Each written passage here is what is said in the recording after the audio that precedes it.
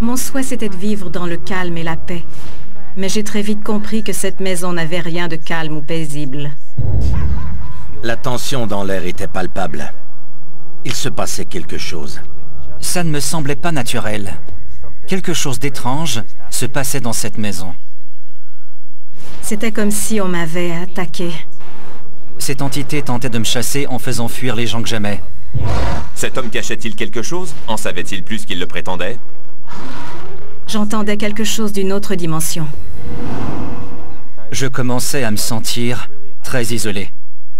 Ils n'ont pas tout réglé. L'énergie a traversé mon corps. Je me suis fait agresser. Cet esprit était très puissant. C'était à glacer le sang. Cet esprit était chargé de ressentiment. Qu'est-ce qui se passait dans cette maison? C'était un lieu hanté. Ça fait bizarre de vouloir rester dans une maison de laquelle tous ceux que l'on aime se font chasser.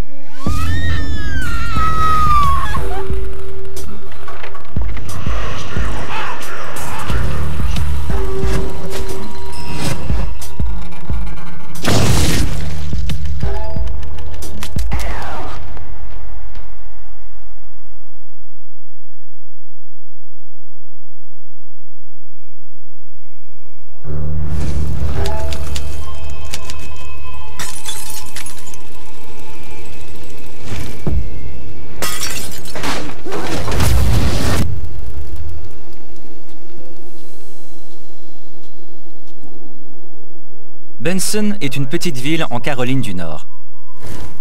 La population est soudée, la mentalité est fermée et l'économie locale repose sur l'agriculture. Ce n'est assurément pas une métropole. Je me suis installé en Caroline du Nord pour enseigner la photographie dans une université.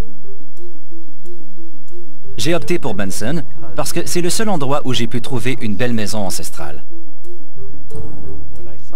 Quand j'ai vu des photos de la maison, j'ai senti qu'elle avait quelque chose de spécial.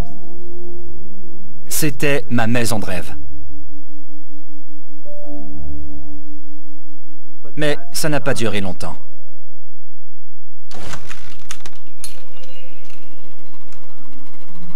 J'ai mis du temps à sortir du placard.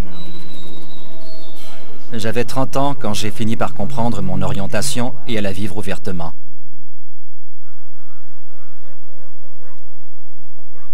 Ce n'est pas évident d'être homosexuel dans une petite communauté. Je n'avais pas d'amis. Quand j'allais faire de l'exercice à la salle de sport, j'entendais des conversations qui renforçaient ma perception de ce que les gens pensent des gays dans cette ville. Par ici. Je m'attendais à être rejeté. Pour me remonter le moral, j'ai aménagé un poulailler. Oui! Salut toi! J'ai acheté des poules parce que j'adore les animaux et j'aime leur compagnie. J'ai entré les poussins dans la maison. Ils étaient encore tous petits. Je les ai installés dans la salle de bain pour les garder au chaud pendant la nuit.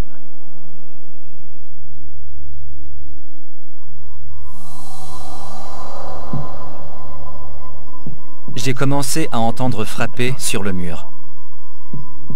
Je me suis dit que les poussins avaient dû sortir de leur boîte et qu'ils picoraient le mur. Mais ce n'était pas un bruit de coup de bec. J'entendais frapper.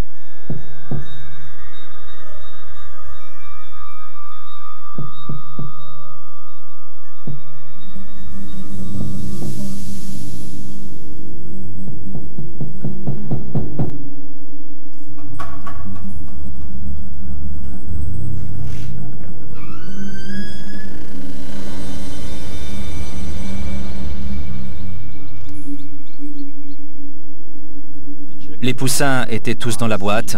Ils semblaient bien aller.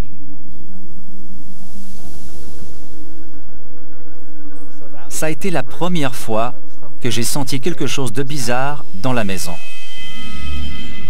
Aaron Goodpipe, première prise. Je trouve le cas de Shane Booth fascinant parce qu'en tant qu'enquêteuse du surnaturel, souvent quand un esprit hante une maison, il tente dans un premier temps d'attirer l'attention de la personne qu'il veut contacter en frappant aux portes ou en faisant d'autres bruits. Souvent, ce n'est que le début.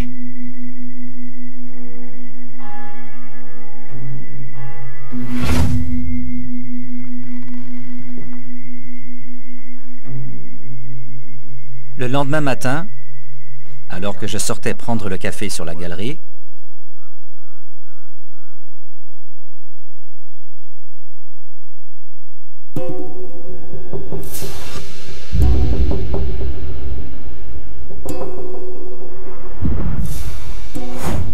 sur le perron, j'ai trouvé des os de poulet. Je me suis d'abord dit qu'un chat ou un chien avait fait ça, ou même qu'un autre animal en avait tué un autre et l'avait mangé sur la galerie. Mais les os étaient secs et ils étaient placés trop parfaitement sur le perron, de façon délibérée. Ça ne semblait pas naturel. Ces os semblent avoir été placés rituellement parce qu'ils étaient si soigneusement placés. On peut donc en déduire que les os ont été placés là de façon volontaire par un humain ou une entité. Qui ferait ça et pourquoi? Ces os étaient-ils un avertissement? Quand j'ai vu ces os sur la galerie, je me suis dit que quelqu'un me voulait du mal. Peut-être que c'était quelqu'un qui avait vu mes photos sur Internet et ne voulait pas de moi dans les parages.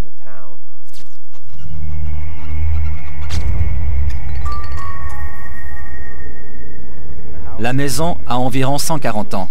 Ce serait facile d'y entrer par effraction. Je suis allé voir les voisins d'en arrière et je leur ai demandé s'ils avaient entendu parler de vandalisme dans le quartier. Ils m'ont regardé sans dire grand-chose. La dame plus jeune esquivait mes questions.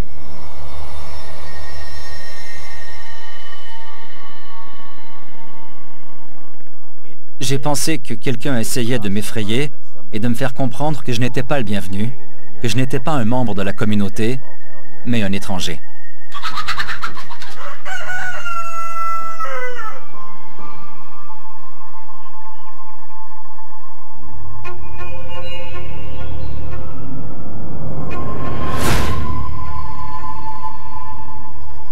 Ce soir-là, je me suis couché et tout à coup, je me suis réveillé en sursaut et le chat est passé en courant. J'ai décidé que je m'occuperais du problème le lendemain. Le matin venu, je me suis levé en m'attendant à trouver un raton laveur dans la maison, mais la seule chose que j'ai trouvée, c'est une photo de mon arrière-grand-mère. Elle était à 1,5 m d'où je l'avais accrochée. Pourquoi ça vous a paru étrange de trouver la photo là? Parce que si la photo était tombée du mur, elle n'aurait pas atterri aussi loin qu'ici. Quelque chose s'en est pris violemment à cette photo. Il y a des marques dedans, la photo a été perforée et elle est déchirée. Comment est-ce qu'une photo, accrochée à plus d'1 mètre de hauteur sur un mur, peut se retrouver au sol, déchirée et replacée dans le cadre?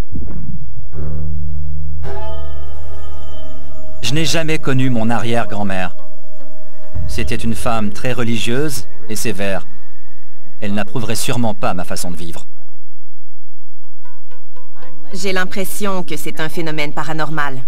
Ce n'est pas l'œuvre d'une personne vivante. Cette photo de l'arrière-grand-mère de Shane délibérément déplacée, c'est un bon élément de preuve. Il s'agit peut-être de son arrière-grand-mère allemande qui était très contraignante. Les gens croient à tort que les esprits se libèrent de toutes leurs croyances, de tous leurs souvenirs et comportements. Mais dans les faits, tout les suit dans l'au-delà. Est-ce qu'elle essayait de le contacter pour l'avertir d'un danger?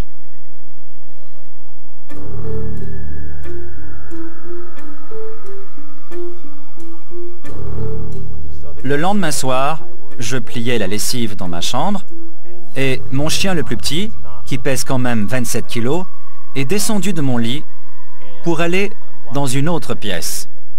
Tout à coup, j'ai entendu du verre cassé. Quand je suis arrivé ici, cette fenêtre était brisée. La vitre a volé en éclats. Il y en avait jusqu'au bout de la galerie. il y avait des éclats de verre à 3,5 mètres de la fenêtre. Qu'un chien décide de passer par la fenêtre fermée, c'est possible. Mais Matilda n'avait jamais rien fait de tel. C'est une chienne costaude, ce serait peu probable. La chienne n'avait pas une seule égratignure sur elle. J'ai tout nettoyé, j'ai fait rentrer la chienne et je suis remonté à ma chambre. En arrivant, je n'en croyais pas mes yeux.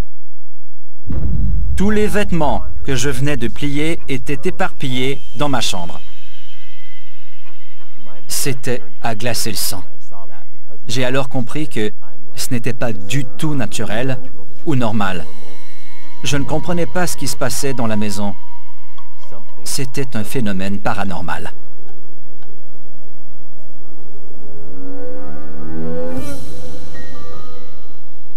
L'activité surnaturelle se multipliait dans la maison. Des objets avaient été endommagés et déplacés, les animaux semblaient perturbés, et le linge plié de Shane avait été déplié. Comme il s'agit de nombreux phénomènes étranges, Shane s'est dit qu'il s'agissait fort probablement de phénomènes paranormaux. À ce stade-ci de l'histoire, je soupçonne l'arrière-grand-mère. Mais pourquoi voudrait-elle le contacter? Quel était son message ou son mobile? L'activité semblait avoir cessé. J'avais rencontré un homme, on se fréquentait. Il neigeait, c'est plutôt rare en Caroline du Nord. Il commençait à faire noir et l'atmosphère dans la maison était glauque. Tout à coup, j'ai senti qu'on me regardait.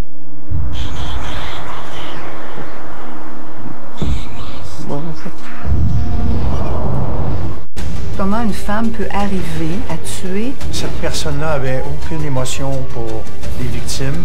C'était à donner froid dans le dos.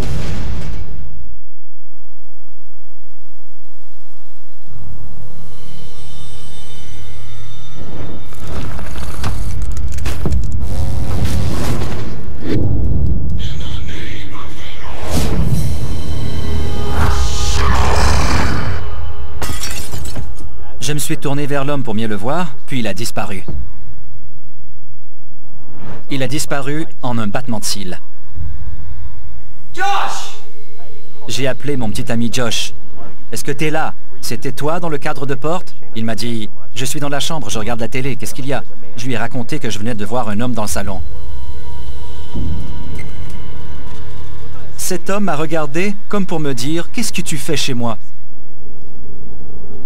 Je me suis sérieusement demandé quel était son lien à la maison et pourquoi il m'en voulait à ce point.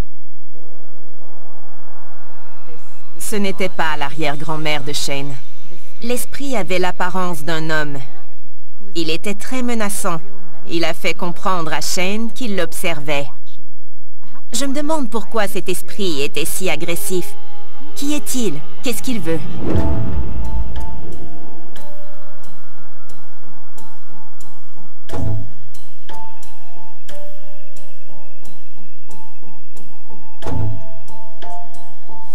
J'étais au lit avec mon petit ami et on se cajolait, puis tout à coup, de nulle part,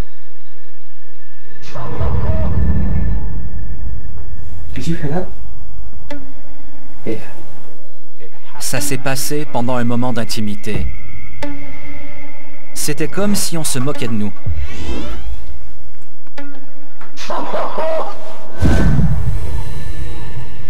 Mon petit ami était un militaire. Il s'est levé pour aller inspecter la maison parce qu'on croyait qu'il y avait quelqu'un dans la maison ou qui nous regardait par une fenêtre. Il n'a rien vu de suspect. That's something. Yeah, there was nothing there. You're sure? I'm sure. Okay. This was great. Thank you. Mon petit copain Josh est parti en pleine nuit. Il n'est plus jamais revenu. Les hommes que je fréquentais venaient chez moi, ils ne s'y sentaient pas à l'aise.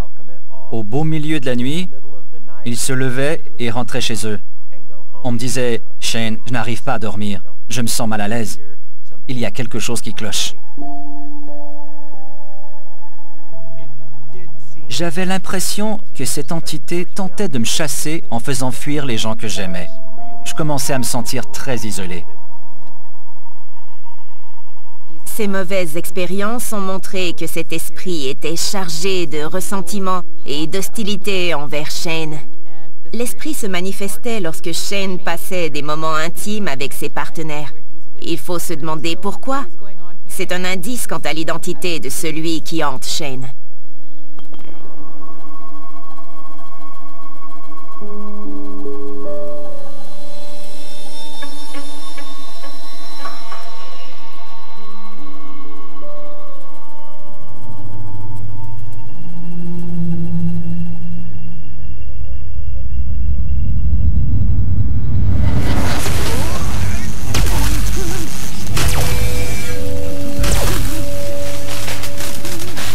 Je me suis réveillé parce que j'ai senti une décharge électrique dans mon corps. Je sentais que l'énergie entrait par mes pieds et montait dans mon corps pour sortir par ma tête. J'ai été saisi par la sensation, puis soudainement, ça a cessé.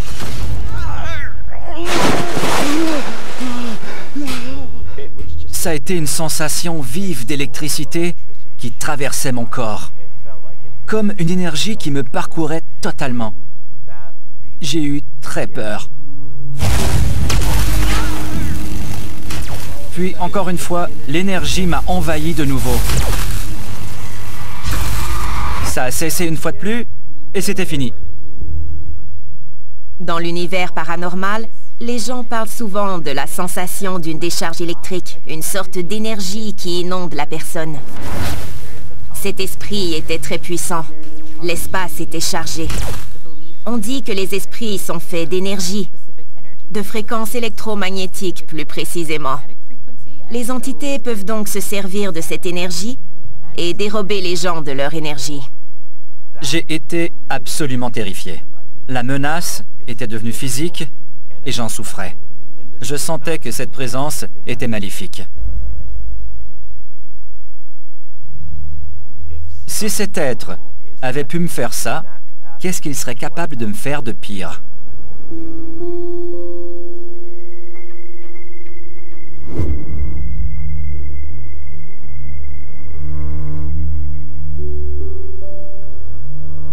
J'étais déjà perturbé à cause des 2 nuits précédentes. J'essayais de rester éveillé et je ne voulais surtout pas dormir parce que j'ignorais ce qui se passerait. Je me suis finalement endormi.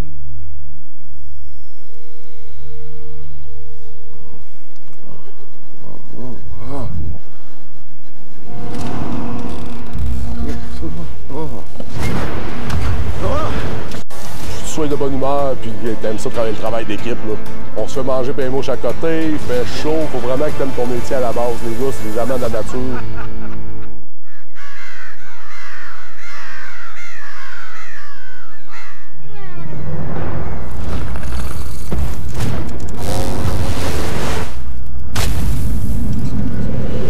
Le pied du lit lévitait. Le lit tout entier tremblait sous moi.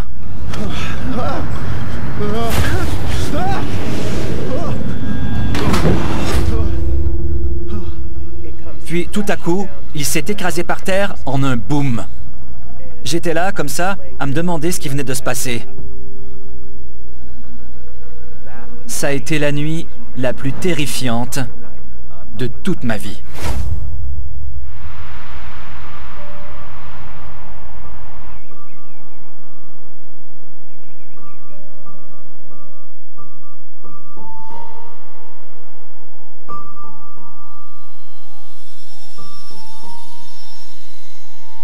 Je me sentais de plus en plus frustré et terriblement seul. Il fallait que je trouve le moyen d'arrêter ces phénomènes.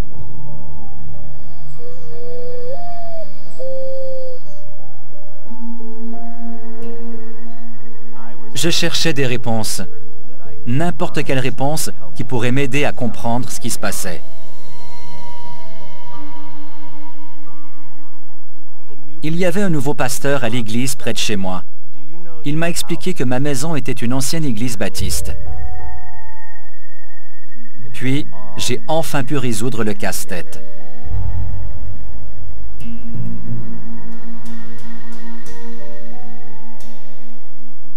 Il m'a montré une photo d'un homme âgé qui avait fait construire l'église.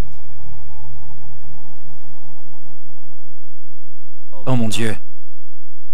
C'était l'homme que j'avais vu dans mon salon.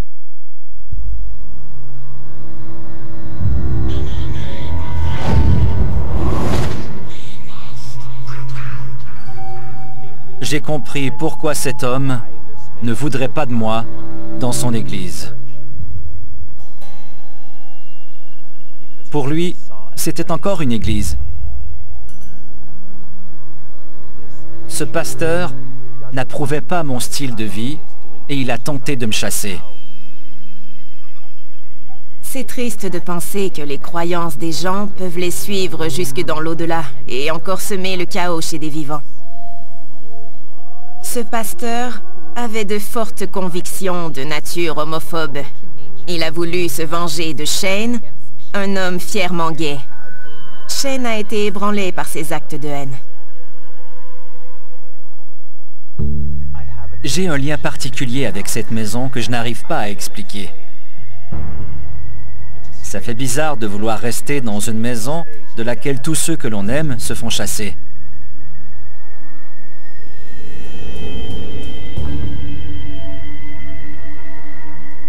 J'étais désespéré. J'étais prêt à tout essayer.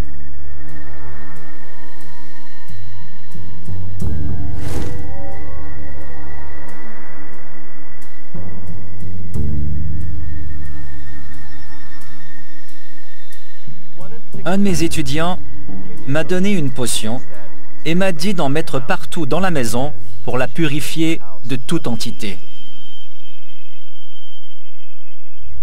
Je ne sais pas si c'était de la Santeria. C'est l'impression que j'ai eue, en tout cas, mais je ne suis pas sûr d'où provenait la substance. J'étais prêt à tout.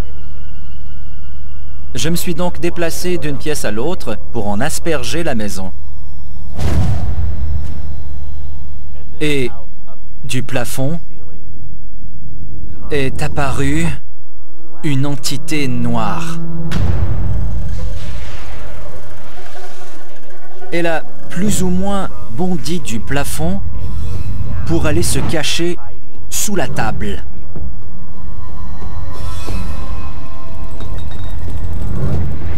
Cette forme noire était chargée d'une animosité extrême. Elle semblait maléfique. J'ai pris mon courage à deux mains et j'ai regardé sous la table. Il n'y avait rien du tout. Je n'ai rien vu sous la table. J'ai la chair de poule juste d'en parler.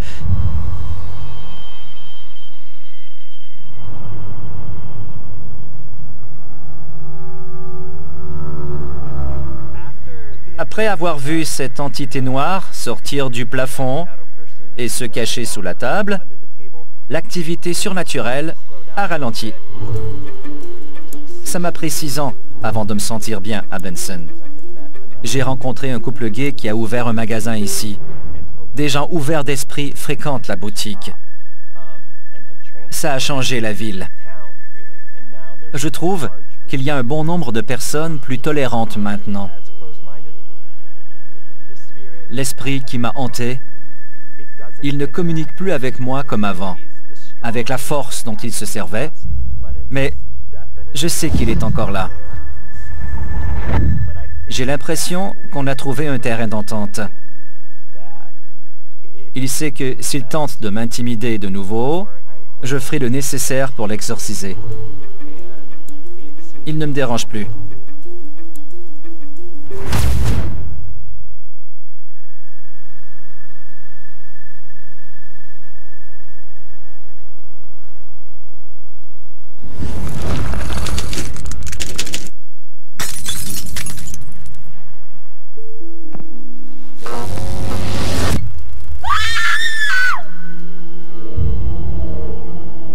On s'est installé à Hanover quand je suis parti à la retraite des forces de l'ordre.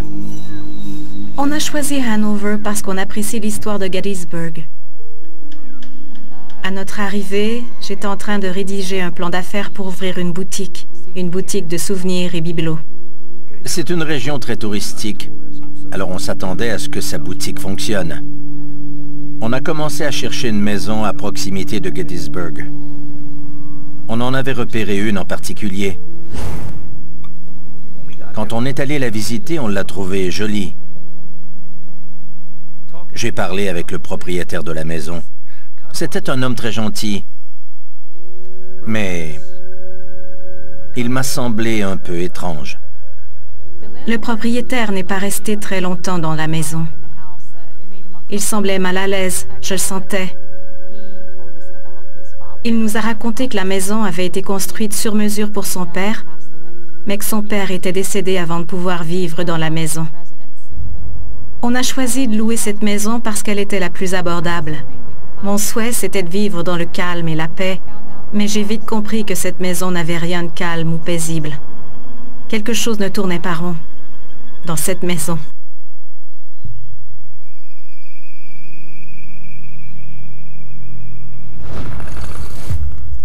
Dans le cas de Jerry et Darretta Burkhead, leur vie était en transition.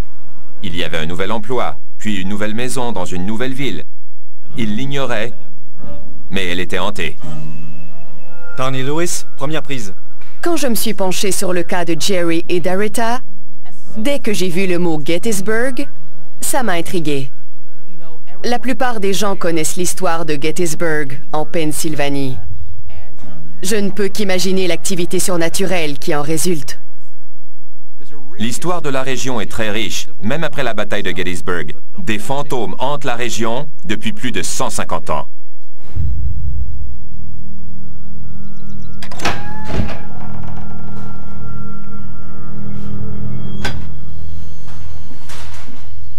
Un jour, je venais de rentrer à la maison.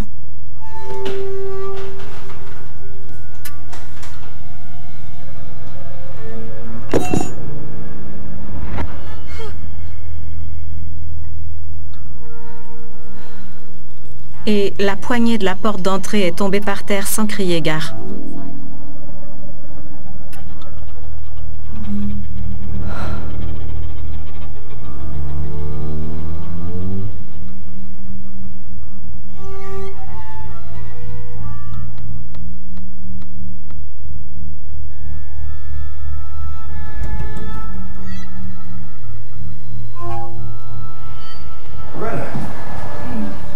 Elle m'a dit que la poignée de porte était tombée soudainement.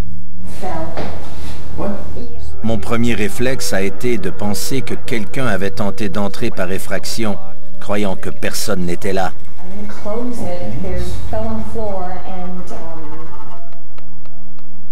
J'ai trouvé ça étrange, alors j'ai décidé d'appeler le propriétaire, c'était une nouvelle maison.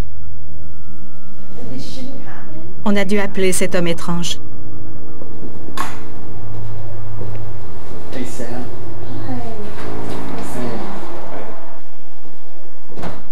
À son arrivée, il a refermé la porte d'entrée et il a regardé tout autour de lui. Je lui ai demandé si tout allait bien. Il a répondu que oui, ça allait. Je lui ai donné la poignée, il l'a fixée dans la porte et je lui ai demandé ce qui s'était passé selon lui. Il a dit « Soyez prudent ». Et il est parti. Comme il est policier de formation, Jerry sait lire les gens. Il a remarqué le comportement bizarre du propriétaire. Ce dernier semblait très mal à l'aise chaque fois qu'il entrait chez Jerry et Herrera. Il ne semblait pas vouloir y être du tout. Jerry se demandait pourquoi. Cet homme cachait-il quelque chose? En savait-il plus qu'il le prétendait?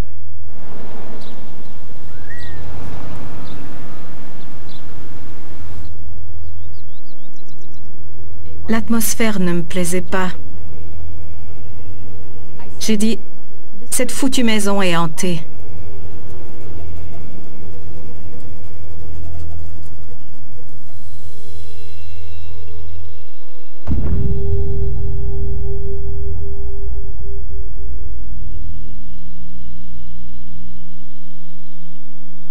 Quelques semaines après l'emménagement, j'ai subi un choc en voyant que j'avais de grosses lésions sur le visage.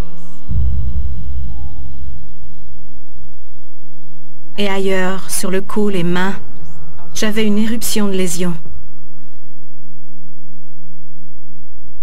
Jerry! Je n'avais jamais eu une telle éruption cutanée avant de vivre là.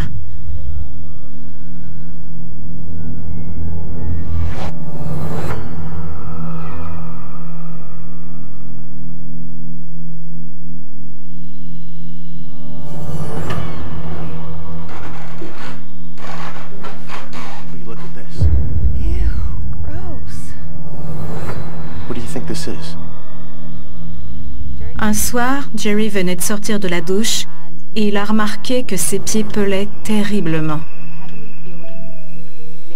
Il y avait des crevasses aussi. C'était anormal. Oh my God, Jerry, what happened? Ses pieds saignaient par endroits aussi. La peau se fendait et saignait. C'était affolant. Ew, gross. It hurts.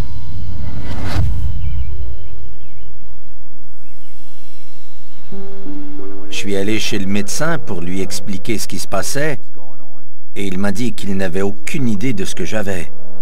Un test sanguin n'a rien révélé. Bien entendu, ça a surpris tout le monde qu'on ne trouve rien dans mon sang. Avec tous ces ennuis qui s'accumulaient, j'ai commencé à me demander si c'était lié à notre milieu de vie. Il y avait peut-être quelque chose qui provoquait nos réactions cutanées. Pourquoi Jerry et Aretha avaient-ils de telles réactions? Ça m'a porté à croire que c'était à cause d'un phénomène paranormal. On n'a pas besoin de chercher très loin pour trouver une explication de l'activité surnaturelle. Ils vivent près de Gettysburg, un lieu qui, selon presque tous les enquêteurs en phénomènes paranormaux, est le plus hanté des États-Unis. Gettysburg a la réputation de ville hantée. C'est là où la bataille de Gettysburg a eu lieu durant la guerre de sécession. 57 000 personnes y ont péri. Est-ce qu'un esprit issu de ce bain de sang hante leur maison? On n'y comprenait rien du tout. On se demandait ce qui se passait dans le quartier et la maison. Étant donné mon passé comme policier, j'ai décidé de mener ma propre enquête.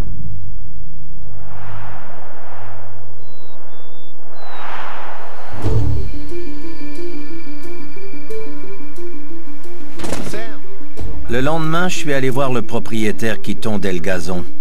Sam, can I talk to you for a second? I gotta talk to you about the house. Je voulais qu'il me parle de la maison. Sam, tried to convince you about the house.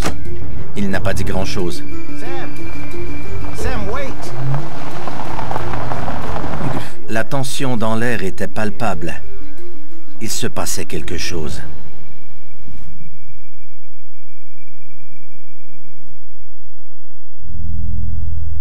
Une nuit, alors qu'on dormait,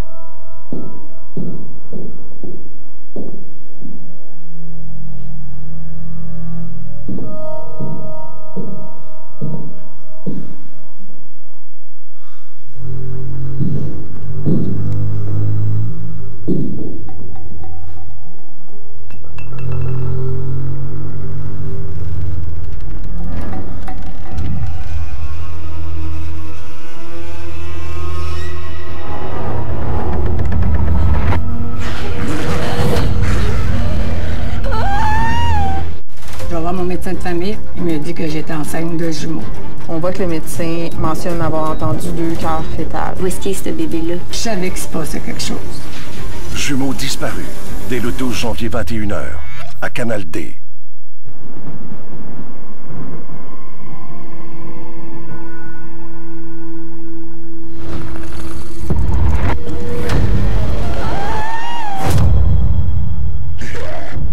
J'ai vu une silhouette sortir du mur et avancer vers nous.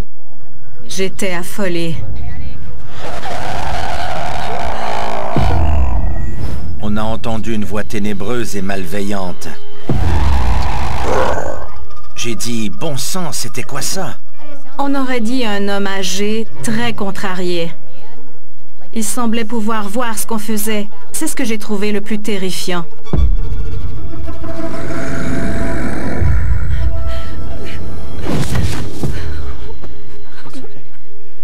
Aretha m'a regardé droit dans les yeux et elle m'a dit « Tu me crois maintenant?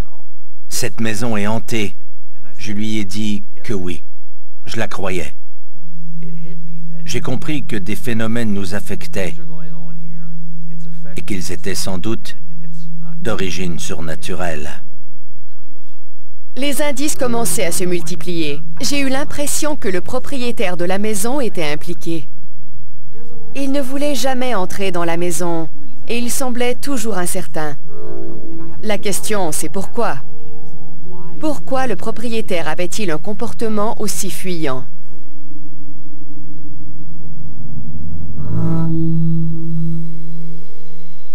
Un jour, j'étais dans la cuisine et une pomme rouge qui était dans un bol à fruits sur le comptoir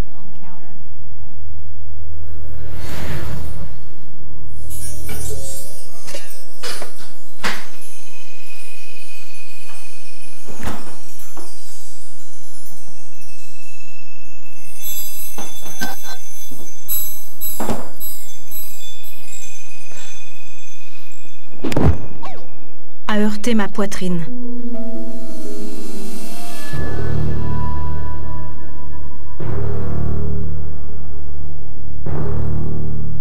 C'était comme si on m'avait attaqué.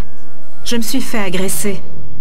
C'est rare qu'un esprit puisse générer assez d'énergie pour lancer un objet sur quelqu'un, surtout avec une telle force. Pourquoi cette entité est-elle si puissante? Comment a-t-elle fait pour avoir la force de lancer un objet? Aretha devait prendre ça au sérieux parce que l'entité lui a clairement communiqué sa présence et son désir de la chasser. Quelques jours plus tard, on était couchés et...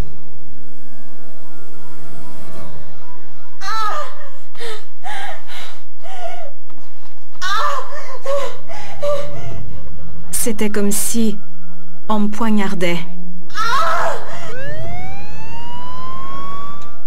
Elle a dit, il faut que j'aille à l'hôpital. On m'a annoncé que c'était une très grosse pierre au rein. Les médecins ont dit, elle est énorme. Vous auriez dû la sentir depuis longtemps. En rentrant de l'hôpital, on était convaincus que cette entité nous visait. Elle ne voulait pas de nous, là. Une poignée de porte qui se brise, une pomme lancée d'un bout à l'autre d'une pièce, puis des problèmes de santé. Qu'est-ce qui se passait chez les Burkhead? Dès qu'ils ont commencé à vivre dans cette maison, les problèmes ont commencé. Ce qui est curieux, c'est que les phénomènes ont surtout été physiques. Le couple a eu des malaises physiques. Qu'est-ce qui a provoqué ça? Que se passait-il?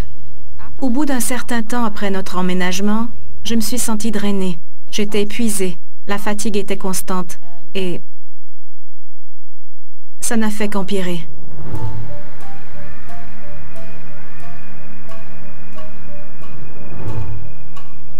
Un après-midi, alors que je faisais la sieste, je me suis sentie paralysée.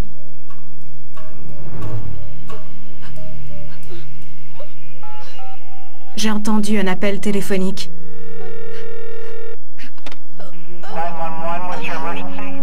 Un téléphoniste a répondu. J'ai compris que l'appel provenait de l'univers paranormal. Il ne venait pas d'une maison voisine ou d'un téléphone cellulaire. J'entendais quelque chose d'une autre dimension. Les mardis, la soirée s'annonce mouvementée. Un entier! Il m'a heurté! Un 767 ne dégringole pas comme ça. Les mardis catastrophes dès le 9 janvier 20h à Canal D.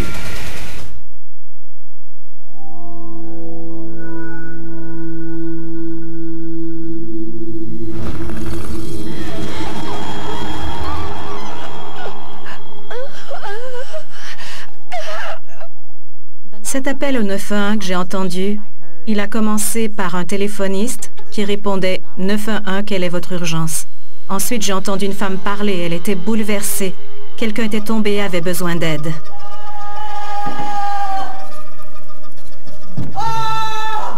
Quand Jerry est arrivé, il a essayé de me réveiller. Il se demandait si je faisais un AVC. Elle était blanche comme un drap. Ses yeux étaient grands ouverts. L'expérience résonnait encore en moi. Ça a été horrible. C'était clair que notre milieu de vie était malsain. Il était hanté. Ma femme avait raison. Il fallait qu'on parte de là. On a appelé le propriétaire. On a tenu à ce qu'il nous parle de la maison et de son histoire. Il nous a expliqué que son père était décédé dans la maison. En plus d'avoir vécu dans la maison, son père était mort dans la maison. Comme enquêteur en phénomènes paranormaux, je vois ça comme un indice clé. Si le père du propriétaire hante la maison, pourquoi est-il si fâché? D'où provient ce désir de vengeance? Pourquoi en veut-il à Jerry et Aretha? Le propriétaire nous a parlé de la cause du décès de son père. Il souffrait de diabète. Il a dit qu'il avait les pieds meurtris. Je n'en revenais pas. Il avait des problèmes respiratoires et des problèmes aux reins. Aretha m'a jeté un regard et je lui ai dit que je comprenais très bien.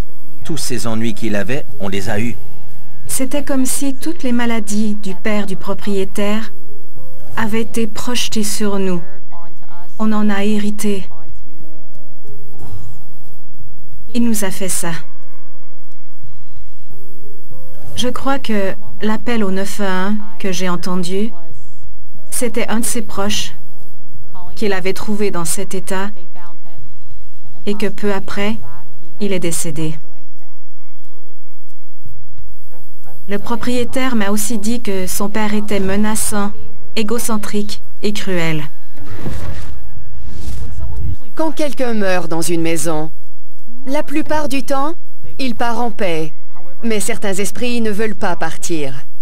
Ils n'ont pas tout réglé de leur vivant ou ils sont traumatisés. Ils ne partent pas. Le père du propriétaire semble avoir connu une fin de vie assez traumatisante. Ça ne m'étonne pas que son esprit ait hanté les lieux. Il ne cherchait pas à se venger des Burkhead en particulier, mais du propriétaire de la maison. Il n'a pas tenu sa promesse de ne pas louer la maison après la mort de son père. Comme il n'avait pas tenu parole, je crois que l'esprit de cet homme âgé a cherché à punir son fils. À mon avis, il voulait empêcher son fils de faire de l'argent grâce à la maison. C'est comme si depuis l'au-delà, il riait de son fils. Il s'en prenait à son fils pour lui faire comprendre que personne ne pourrait vivre là et qu'il ne gagnerait pas un sou grâce à la maison. Toute personne qui vivrait un tel calvaire déménagerait. Cet homme qui est décédé dans cette maison était particulièrement hostile.